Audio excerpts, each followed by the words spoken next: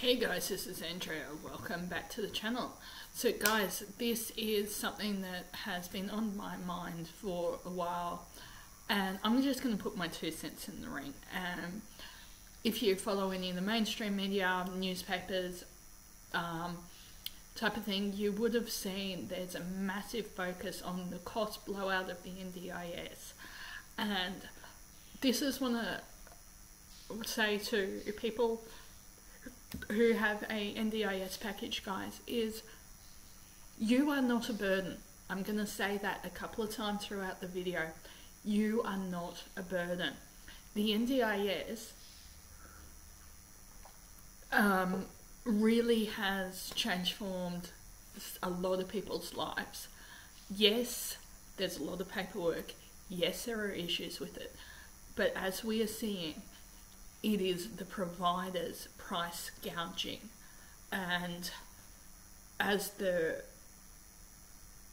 legislation changes to protect those who use the NDIS, I saw a really good article actually over on LinkedIn that it's actually less people that with a disability than you would think that qualify for the NDIS. And there are actually people who have a disability or have disabled children who either can't afford it or don't want to go through the hassle and the heartache of applying for the NDIS, because it seems like the disability mention, they're making it harder and harder and harder to get on to. And unfortunately that is because some unscrupulous people have made it harder for everyone. So guys, I just want to film this one that remember, you are not a burden to society. There was actually a study done, it's an American study and I don't know how out of date it is, but they tallied up what stay-at-home parents, so if you tallied up what stay-at-home parents and people with a disability do in the community for free, if you had to pay someone to do it, how much that would cost a person. And it was a phenomenal amount. I'll try and find it and stick it over at the blog. And guys, again, you are not a burden.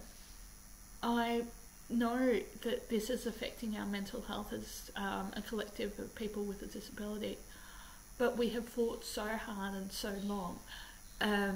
We need to keep up the fight against providers, because a lot of them are on the attack. A lot of them are still stuck in the medical model. I'm finding that with a few things that are going on in the background of my life. But again, choice and control and dignity of risk. So it's your choice and your control, and there will be policies and procedures in place for a reason around having guests, curfews, medication, there to protect you. But you're quite within your rights to question them. Question why they're there. If they don't have a reasonable answer, ask it to be changed as well.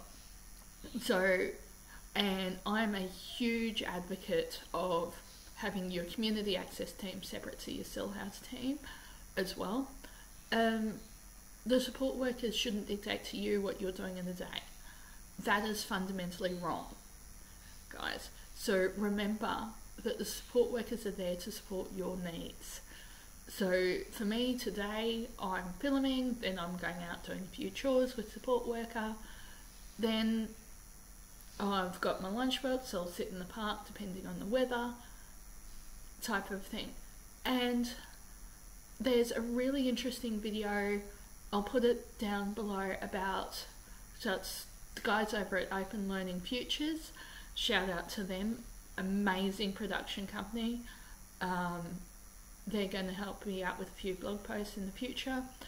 I've just made contact with them, and as they've said, they've done a really good video of can support workers be friends, and it's a really interesting one to look at. And it brings it home what I've been saying about support workers aren't your friend. they can be friendly, but they are paid supports. We're having the conversation as a family that looking at transitioning over to a private support worker, because there's things that a private support worker can do that an agency can't. And having written agreements, having someone, don't push them into a service agreement, because a service agreement is a legal document, guys. You need to be aware of that. And again, you are not a burden if you don't choose to sign it. If you choose to swap support agencies, if you choose to say, I won't work with this support worker, that is simply putting boundaries in place.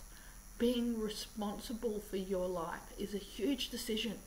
For so long, support workers and support agencies have had it so good with the medical model of dictating what people get. We're still seeing people fall through the cracks. No system is perfect, but guys, again, you are not a burden. And this is the thing, you don't have to prove yourself and prove your disability. There was also a really great ABC article on hidden disabilities, and that people actually being believed for the first time.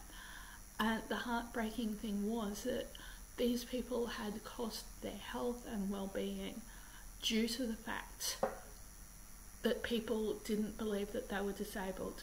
Medical professionals thought they were faking, and they spent hundreds of thousands on getting a diagnosis because they knew in their guts, in their very soul, that there was something wrong. And guys, I'm saying, if you can afford it, go and get the second diagnosis. And especially if you're a younger female, don't let doctors blame it all on your period as well. Advocate, take a person with you, but self-advocating as well. And I've had people in my family realise how hard self-advocacy is now, and how hard it can be when you've had a bad experience with support worker, how hard it is to regain that trust in good support workers. And guys, good support workers are hard to come by. So if you find one, hang on to them as well. So guys, please like, share and subscribe. And as always, remember that this is just my own lived experience. Put it in the comments below what your experience has been as well. And if you can, go and follow them on LinkedIn, on YouTube, the guys at Open Futures Learning, because they're giving people with a disability a real chance in the creative industries. And the creative industries post-COVID is still a very volatile field.